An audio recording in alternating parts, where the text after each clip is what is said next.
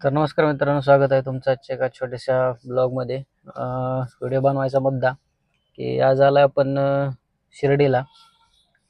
शिर्डी या ठिकाणी आलेलो आहे. एक ट्रिप होती, बुकिंग आहे बेलोंडीमधनंच. तर आलो आहे आणि आल्याच नंतर गाडी वगैरे पार्किंगला केली.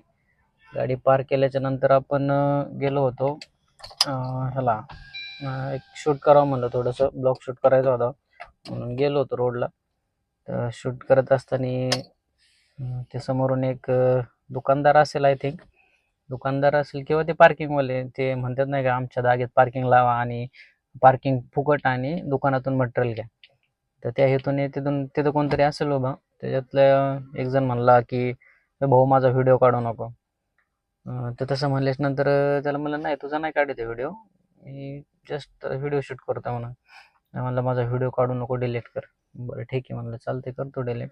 पण नेमकं शिर्डीकरांना जे दुकानदार आहेत किंवा इथले जे ते पार्किंगवाले किंवा काय असतील, तर मग यांना नेमकं व्हिडिओची भीती काय, नेमकं काय त्यांच्या असतं.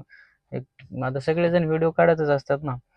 तर नेमकं तो का म्हणला असेल की बाबा व्हिडिओ माझा डिलीट कर किंवा व्हिडिओ काढू नको. त्याला काय वेगळं काहीतरी वाटलं असेल की बाबा हा पत्रकार आहे, इथे पत्रकार असू शकतो किंवा हा का शूट करतोय, त्याच्यामुळे म्हणलं असेल. तर ठीक आहे, आपण त्याच्याकडे काही जास्त लक्ष नाही दिलं, आपलं शूट वगैरे केलेलं आहे आणि आपण तो व्हिडिओ आपण अपलोड तर करणारच आहेत.